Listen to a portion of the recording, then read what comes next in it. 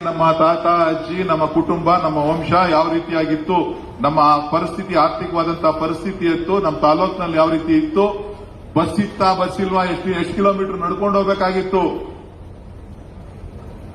ಬರ ಬಂತು ಅಂತಂದ್ರೆ ರಾಗಿ ಸಿಗ್ತಾ ಇರಲಿಲ್ಲ, ಕೆಣಸ್ ತಿಂದು ಬದುಕಬೇಕಾದಂತಹ ಕಾಲ ಇತ್ತು. ಏನಪ್ಪ ಪಪ್ಪ ಅದು ಏನ್ ತಮ್ಮಣ್ಣರೇ, ಏನ್ ಪುಟ್ಟಗಡ, ಹೌದಾ ಅಲ್ವಾ? ಮಕ್ಕಳಿಗೆ ನೀವು ಇದನ್ನೆಲ್ಲ ಪಾಠ ಹೇಳಬೇಕು.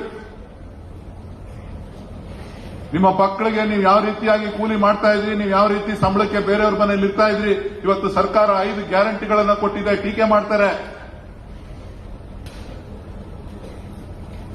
ಟೀಕೆ ಮಾಡೋರು ಯಾರು ಕೂಡ ಟೀಕೆ ಮಾಡ್ತಕ್ಕಂಥವ್ರು ಮನಸ್ಸಿನಿಂದ ಟೀಕೆ ಮಾಡ್ತಾ ಇಲ್ಲ, ರಾಜಕಾರಣಕ್ಕೋಸ್ಕರ ಟೀಕೆ ಮಾಡ್ತಾ ಇದ್ದಾರೆ. ಸಂಬಳಕ್ಕೋಸ್ಕರ, ಯಾವ ಸಂಬಳಕ್ಕೋಸ್ಕರ ಅವ್ರು ಇರ್ತಿದ್ದು? ಒಂದು ಮೂಟೆ ರಾಗಿಗೋಸ್ಕರ ಸಂಬಳಕ್ಕೆ ಇರ್ತಿದ್ರು.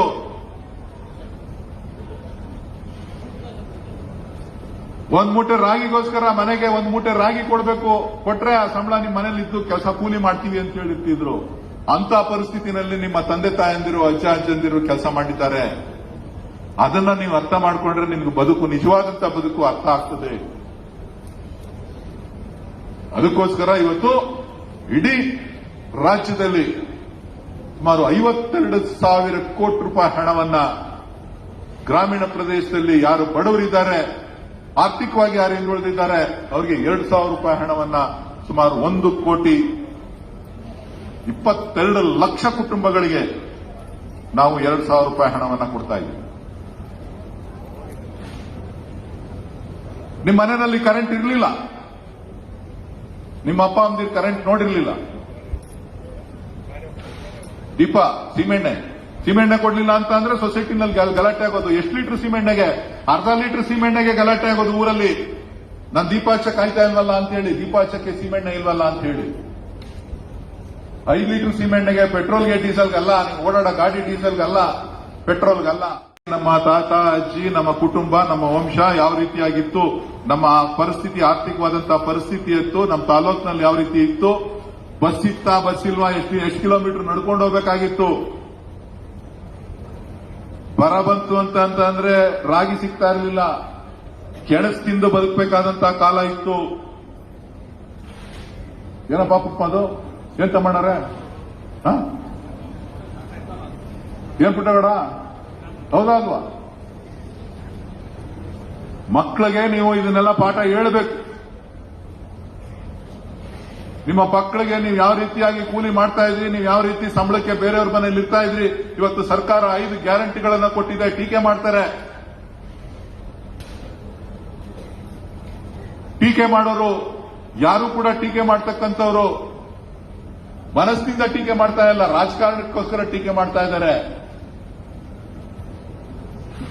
ಸಂಬಳಕ್ಕೋಸ್ಕರ, ಯಾವ ಸಂಬಳಕ್ಕೋಸ್ಕರ ಅವ್ರು ಇರ್ತಿದ್ದು? ಒಂದು ಮೂಟೆ ರಾಗಿಗೋಸ್ಕರ ಸಂಬಳಕ್ಕೆ ಇರ್ತಿದ್ರು.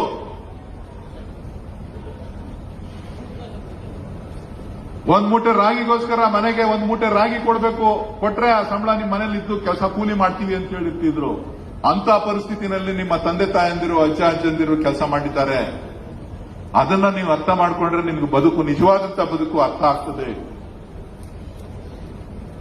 ಅದಕ್ಕೋಸ್ಕರ ಇವತ್ತು ಇಡೀ ರಾಜ್ಯದಲ್ಲಿ ಸುಮಾರು 52,000 ಕೋಟಿ ರೂಪಾಯಿ ಹಣವನ್ನ ಗ್ರಾಮೀಣ ಪ್ರದೇಶದಲ್ಲಿ ಯಾರು ಬಡವರಿದ್ದಾರೆ, ಆರ್ಥಿಕವಾಗಿ ಯಾರು ಹಿಂದುಳಿದಿದ್ದಾರೆ, ಅವರಿಗೆ 2,000 ರೂಪಾಯಿ ಹಣವನ್ನ ಸುಮಾರು 1,22 ಲಕ್ಷ ಕುಟುಂಬಗಳಿಗೆ ನಾವು 2,000 ರೂಪಾಯಿ ಹಣವನ್ನ ಕೊಡ್ತಾ ಇದ್ದೀವಿ.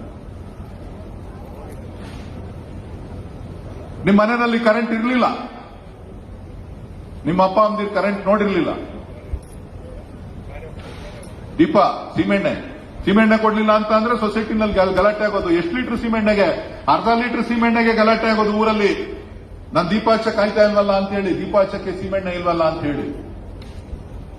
5 ಲೀಟರ್ ಸಿಮೆಂಟ್ಗೆ, ಪೆಟ್ರೋಲ್ಗೆ ಡೀಸೆಲ್ಗಲ್ಲ, ನೀವು ಓಡಾಡೋ ಗಾಡಿ ಡೀಸೆಲ್ಗಲ್ಲ, ಪೆಟ್ರೋಲ್ಗಲ್ಲ.